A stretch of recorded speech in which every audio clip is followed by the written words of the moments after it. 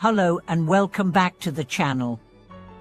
I'm truly honored to have you here today as we embark on a journey through one of the deepest questions in life, a question that most of us have asked at some point, usually during our darkest hours. Why is life so painful, and is it still worth holding on? Today's exploration leads us through the wisdom of one of the greatest Zen masters of modern history, Master Shuyan, and a simple yet profound metaphor. The plum blossom is fragrant because it blooms in the snow. This metaphor, drawn from the ancient Zen lineage, doesn't just offer comfort, it offers a path, a way to navigate suffering with purpose and clarity. Maybe you've been there. You wake up in the morning with a weight on your chest that refuses to lift. Your relationships feel strained. Your work feels meaningless. Your body feels tired, no matter how much you rest. Maybe you've lost someone dear to you, or maybe you've lost yourself. In those moments, we don't seek shallow answers or empty encouragement. We want truth, real, what transformative truth. So today, let's sit with this question honest. Is there meaning in suffering? Can our pain be something more than just agony? And what does a flower blooming in the snow teach us about perseverance?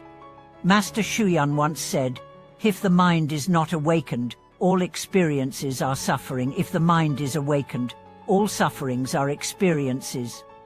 That distinction is everything.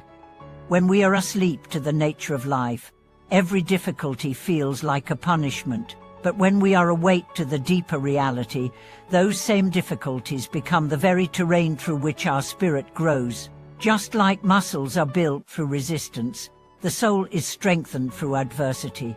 Think of the plum blossom.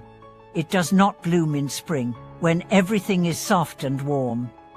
It chooses to bloom in winter, when the world is cold, the winds are sharp, and nothing else dares to flower. Why? Because its fragrance, its identity, its purpose, is to embody resilience. And in doing so, it shows us that beauty is not the absence of suffering, it is the result of passing through it. Let's not romanticize pain.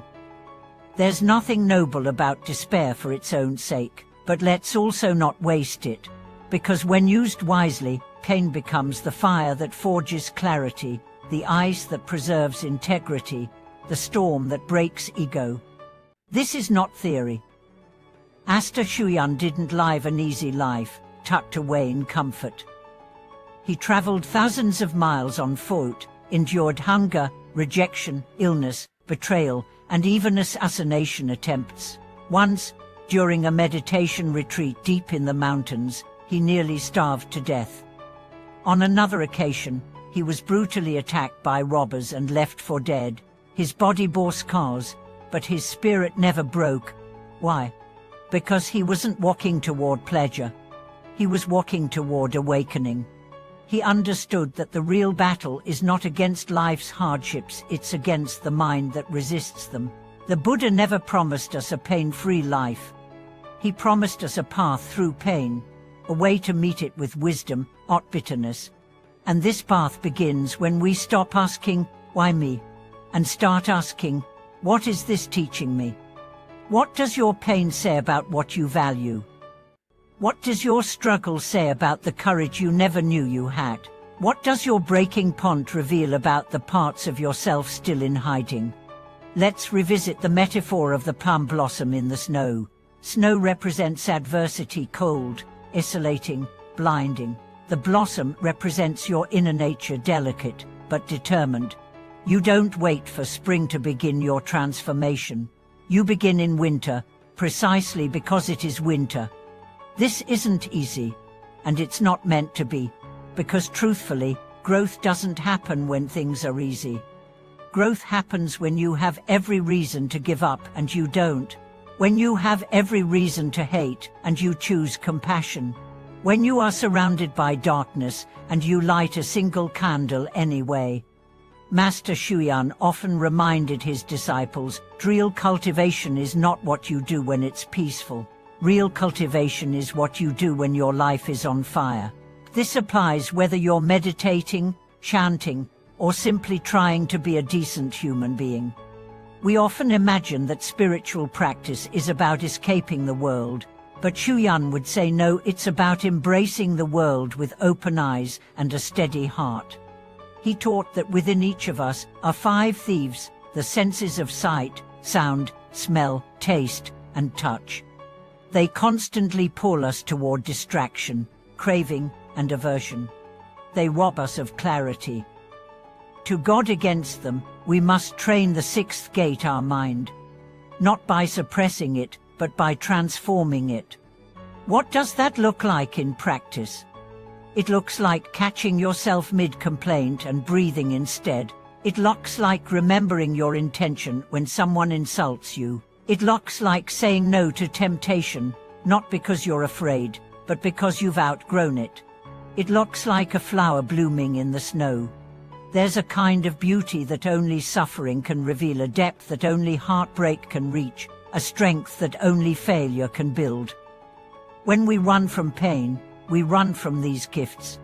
But when we face pain, we discover the unshakable part of ourselves, the part that cannot be broken, because it was never dependent on circumstances to begin with. Master Shuyan taught that everything in life is a chance to practice. Joy is a practice. Sorrow is a practice. Being misunderstood is a practice. Losing everything is a practice. Every breath, every step, every smile withheld, and every tear shed can either deepen your suffering or deepen your awakening. So the next time you find yourself asking, "Why is this happening to me?" pause. Instead, ask, "How can I meet this moment with wisdom?" And then wait. Wait like the plum blossom waits through winter, without guarantee, without rush, without complaint. And when the moment is right, bloom, not because the world has changed, but because you have.